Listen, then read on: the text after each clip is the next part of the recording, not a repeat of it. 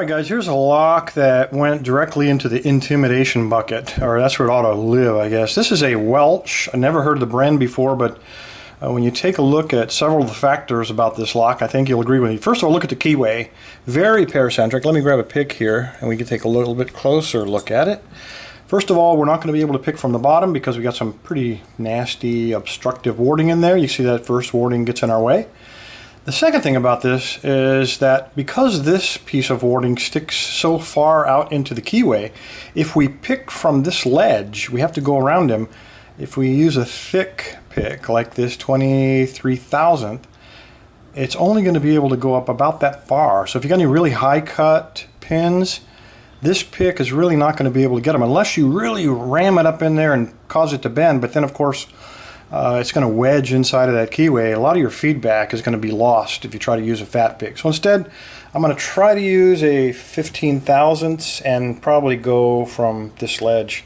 Not a lot of other choice. I can't go from the top of that warding, so it has to be from over here. And that leaves the bottom free, and I'll go ahead and use bottom of the keyway. Okay, that's intimidation factor number one. Intimidation factor number two is that this is by a locksmith. His name is Tom, and he's with Herman's Lock and Core Services. And he sent me a pretty intimidating note that says, I got a bin of locks outside of my scope of work, and this is a really nasty one.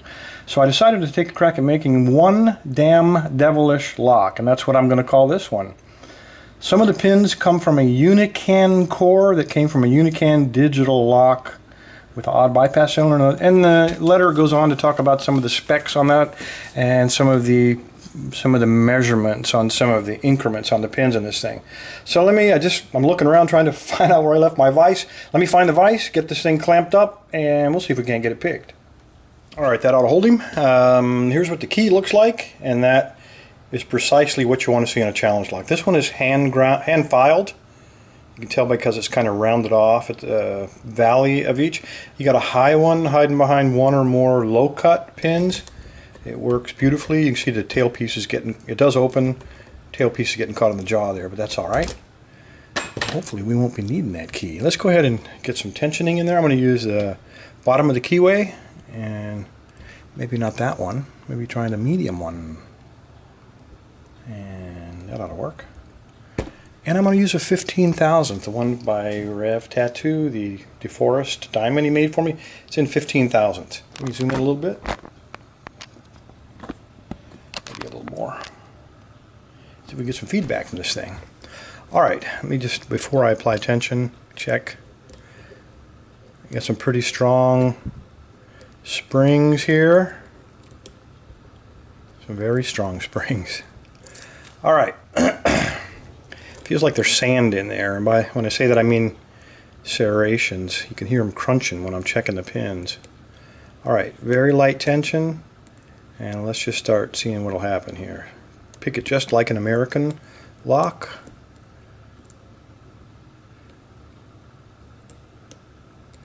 At least start that way. And I have hardly any tension. It feels like everything is already bound up. Pin 1 is binding. Everything in the back is like solid.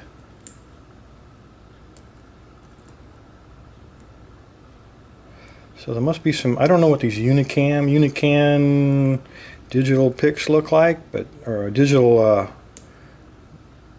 pins look like, but I got a feeling they're ugly. I got a good falset going. But again, in the back, totally solid.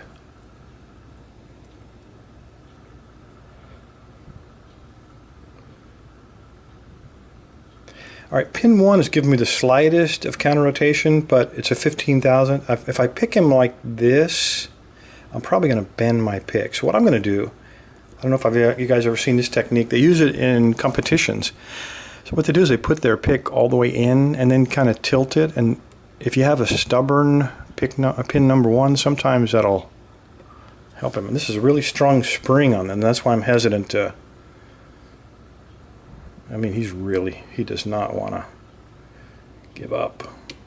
In fact, even with it jammed in like this, I might break that pick. There we go. It was number 1. Very stubborn pin number 1. I'd be willing to bet it's got like a double spring on him. I'm talking through my butt here. I'm guessing, total guess, but we're going to find out. What a nasty 5-pinner. All right, I'm going to go ahead and close it up. Let's get a pinning tray up here. Let's find out what Unican pins look like. All right, let's go ahead and take that off of there first. I need a flat tip, it looks like.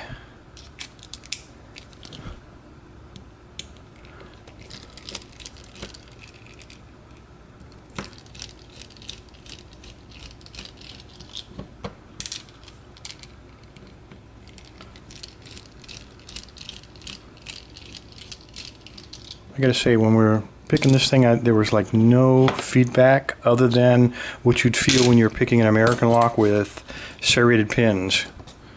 No counter rotation to speak of other than pin number 1. So let's find out what we got in here. All right, see if that's right. All right, here we go. Maybe.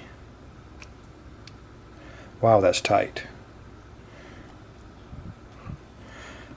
That's really too tight. Something's not right there. Let's try a different one.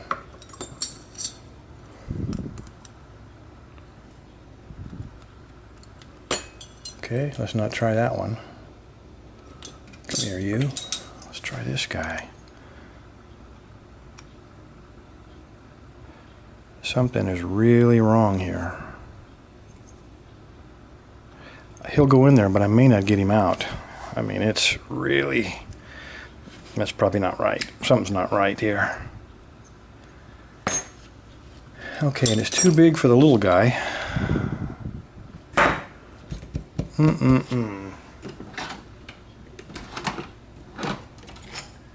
Alright. Time to go in the archive to get the old brass one. I don't remember if this is a small or large. This one's a little smaller diameter, and he is working, so we're going to go with it. Very tight inside of there. Oh my God. And there were 6 pins, not 5. I did not feel it. The pick was getting caught up inside of that warding. I did not feel pin 6. Obviously I picked him. Not much of a pick job, but there was a little bit there. All right, see a lot of serrations in here?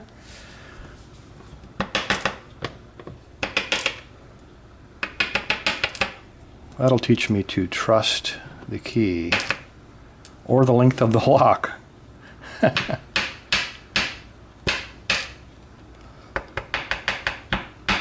Very tight. Come out of there. There are 2 pins in that last one. Let me grab a pair of tweezers here. Okay, so this was the key pin. And this little guy, come here you. That is not even a key pin, and it's a small diameter pin as well. And there's a smaller diameter pin on top of him. Serrated key pin, standard key pin. It looks like another double here. It's got a semi, I don't even know if you'd call that a spool or not. It's got some grooves in him, not very sharp though. And then in terms of serrations, we got 5 of the 6 are serrated. Did not expect pin number 6. And I think that might be why we are having it so tight here. All right, here we go. Let's take a look, see what we got. Very tight.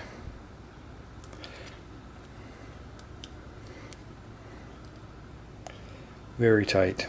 There we go. I think that's it. Come out of there. All right, we have a spool in number 1. I'm going to turn this, and maybe this is an ovalized. Yeah, that seems like it's coming out a lot easier now. And now we have a 2-part pin, one inside the other. Okay, so I'm going to put him correctly the way he was. All right. Pin number 3, looks like another spool. Number 4, another 2-parter it looks like. So this is like this. That is too cool. And let's see what we got here. Another spool. And the last one, we got nothing back there. 2, 3, 4, 5. Don't know what that 6th one was up to. It's everything on pin number 6. There's only 5 holes in here, guys. Let's slide that core in there and see what he was doing. Friendly dumped it. Dump all the springs out. Oh, there was another. Damn it. I hate it when that happens. I don't know where he came out of, guys. He was down below the shear line, a tiny, tiny little spool. Probably somewhere up in the front. Looked like he fell out of 1 or 2. My guess would be 1, but that's a guess. Everything inside of here is also threaded. Every single one of them. All right, let's get back to what we were talking about. So this guy was in there, and that last pin was hanging out the back there. I don't see what he could possibly do, but it's definitely pinching. I don't see what that last one could possibly do. He wasn't going anywhere. It wasn't at the shear line. Unless that small diameter pin somehow fit. Nope, there's no way. I think pin number 6 was totally inactive. Wasn't working at all. Nothing. All right, here's what we got. Everything was threaded except the chamber that was non-functional. I'm going to take a close look at these real quick. Let's look at the bottom. You see we have a groove here. This is a 2-piece pin. You can see one inside of the other there. Kind of cool. It's like a little hat that he had on there. Hollow pin. Standard. This one has a little some serrations in it. Let me kill that little bug. And then this was a very small diameter, number 6, but this was not really. There's another one of those. Where in the heck are they? They're not coming out of that lock, are they? All right, on the top, I believe for sure we had. Good Lord, I have an infestation. On the, I have no idea. I have the windows open this evening, trying to stay cool. Sorry about that. All right, I believe this guy came out of there. Take that, you little devil. We have another one with a little hat on it. On this one, standard spool. This one was in there like that with a little hat pointing down. Another spool. And again, non-active pin. So there you go. Tom from Herman's Lock and Core Service. Thank God pin number 6 was non-op. That would have been terrible. But now you guys know when I read letters like this and they're all from locksmiths, you know why I'm hesitant to pick them up and play with them. Anyway, Tom, sorry for not knowing exactly where that little guy went. I think we got the rest of it straight though. Thanks for the lock. You did a great job. Everybody else, stay safe, stay legal.